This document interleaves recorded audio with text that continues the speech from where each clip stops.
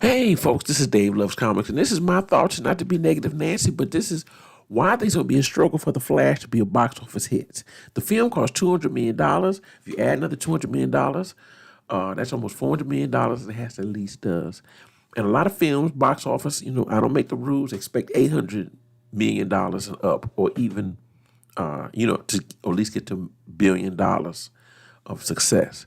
But this, I'm just going to lay out just a couple of reasons why I think it's going to be the barriers. And hopefully I'll be wrong. But the number one thing about this film, it's a homework movie. And the one thing about a lot of successful DC films, the least homework you have to do or not so much tied in to other films, it's the more successful it is. Joker was a standalone film about the origin of the Joker film. A lot of mainstream folks, 80% of the people, because comic book fans or hardcore movie comic book fans and fanboys, it's 20% that's going to the movies. 80% of the people who see any of these movies are just casual fans of it, may have seen one or two films in a while. So you've got to hit a wide bucket of people. So Joker it's a standalone. It's a Joaquin Phoenix. Aquaman was connected to the Snyderverse, but Aquaman, if you didn't see the other Justice League films, you probably enjoyed it even better. Wonder Woman. There were so many people who was like, they didn't even realize that Wonder Woman was in Batman vs Superman because that was not a real big mainstream hit. And so people enjoyed it more. Now, this Flash movie, you have to have seen the homework of Michael Keaton from 1989. You have to see Justice League because the last time we officially, besides the Snyder Cut, 2017, when The Flash came out, the last time people have seen him. Then it's even General Zod from Man of Steel from 2012. Like I said, a lot of people have seen them all, but we can't assume people have seen them all, especially for young folks. People are familiar with Michael Keaton, a lot of his current works, but a lot of young folks, unless they're comic book fans, have they seen Michael Keaton's Batman 1989, folks? 1989. And that's a lot. So I think that's a big strike of it because the people who have seen all of them will be the first one to see it, but people who have not, they may have an issue with it. So homework is number one. Number two is, Snyder Cut fans. Nothing negative, about them, and it's a hardcore thing. That is a big fan group that you would want to try to embrace and see this film. And the weird thing is, if Zack Snyder is not really executive producing, more on a hands-on or directing the storylines, to take the General Zod and the Flash and the Ben Affleck, the writers of that one, people want Zack Snyder to be a part of the people he placed in those roles. And this is a film that's supposed to be a reboot at the end of it, erasing the Snyderverse. And that's some controversial because Snyder fans, that's a big group, may say, well, I just don't really, I'm not feeling it. But even if you're not a Snyder hardcore fan, if you had any love for the people playing those roles, like, Jason Moore, people has very big fan base, and Gal Gadot, Ben Affleck, Ray Fisher would probably never sit on the film, but for other reasons. But if this is a goodbye to that universe, then front and center, especially on the poster, Ben Affleck, Gal Gadot, Henry Cavill, how can I forget him, should be focused more in the movie. They have Ben Affleck in it, and he's in the part of the movie. They may do some cameos, but a movie with a proper saying goodbye to him. Because this could have really been Justice League Part 2. They could have weaved that in since it's just a Flash. Because Captain America had a film called Civil War, and it included a big change with all of the characters. Captain America Civil War, with it being in Captain America's perspective, but it included all of the characters in the Marvel Universe. And it made big changes, ripple effects that was in Infinity War. So Flash could have did similar things too. It's nice that they have a new Supergirl. It's nice to get Ben Affleck back in the in the role, and then they have two Flashes in it. But that could have been I would have really replaced that myself with other with the characters we've already gotten to know just in one film and based on their solo films. So I think that's going to be a really a setback on it as well. Then my next plot point of one of the hurdles is the time travel plot, and I can do a whole new different video about that, but I won't. But the one main thing is people who are not comic book fans are fans of something else. There's other things to be fans of, and there are people who are film buffs, casual, film buffs, or sci-fi buffs, or even quantum physics, buffs of it. But when you go to if you're writing a film to hit mainstream audience, when you're doing some mainstream audience, you only got 2 hours at the most, and you want to keep it simplified. And something like time travel, it's easy just to connect with writing tropes that have happened before. Things that people have seen before. I've seen it in Back to the Future. I've seen it in Bill and Ted. I've seen it in Hot Tub Machine. There's so many different time travel tropes, and like Back to the Future's example. But very rarely, like this movie is saying, you go back in time. That's to give away. Flash goes back in time and he comes back, and then things has changed, and then he at some point has to go back and fix it, and it makes a ripple effect without even knowing the Flashpoint story. People who are not familiar with it are going to sit down and see somebody going back in time. Never in any time travel movie do the person come back and spend a whole movie with another version of themselves. Even if someone, like Star Trek is a perfect example. If Star Trek Beyond, if someone from the time, at least they would look 20 years older. I'm an older version of you, and we got to work some things out.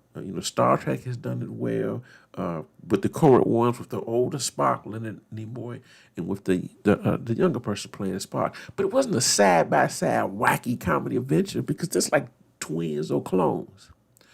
And even with that, which is really weird, is you gonna have them two side by side, because then if you run to another area and you come back, then it's like, okay, I'm in another universe. I'm in another alternative Earth. And that's like, you run back and then you break a loophole. And that has happened in the comics. The Flash, and even CW Flash, people have seen run on a different Earth. But it is, a time varying thing. But it is not, but that is a multiverse issue and not a time. If you go on another multi-Earth, you're going to go back in time and come back another multi-Earth. That's homework. They probably explain the movie, but that's a head scratcher for a lot of folks. And if you run back in time, and this is the weird thing, because it doesn't have to be like the comic book, but one of the major things about Flashpoint, the comic book, or a lot of films, if you come back, the whole point of a lot of time travel is people have made different choices because of the choices you made. It's a ripple effect. So someone, maybe, famous in one part or not famous in another. But for him to come back, change time, and then another person is Batman. It's another man named Bruce Wayne. I mean, they could have said, oh, maybe Bruce Wayne's, father survived, like in the comic, and his son died. But I don't want to make a comparison between the Flashpoint and the comic book. But it's like that is a multiverse thing, and that is not a time travel, because to explain all that in 2 hours, I just think people are like, you know what? I guess I just turn my head off, because I don't think they know, what the writing here, because this doesn't make any sense. And especially the people who have the $1 billion film of Spider-Man No Way Home, because it was no time travel in it. They opened a keyhole, and not comparing, Marvel and DC, but we got two more Spider-Man that have Peter Parker's names. People accept it because people knew it just from the other movies. In a weird way, that could have been a different timeline, because 2001 and 2012, Spider-Man, and how we write and how we create our heroes, how we how we translate heroes. The era we in really, it says a lot about us as a country, time, and place when we re-examine these characters to the screen, because Tom Holland and Andrew Garfield and Tobey Maguire, their Spider-Man was reflective of the times that the movies came out. But that was not a time travel. But people just accept it. Or I have seen they are the Spider-Man from other movies combined in one. And it was like, okay, we can, it's a little crazy, but we'll accept it. But here, you got a female Supergirl, and then they have a, older Batman, and it's just like, okay, wait a minute, that's a little too much. Now, overall, and then my last and my final one, and this is kind of repeat. Like I said, I hope it do well. And really, the key thing is, I understand, and this is about strictly from a comic book perspective. And this is, and one of the things that Batman vs Superman really struggle with.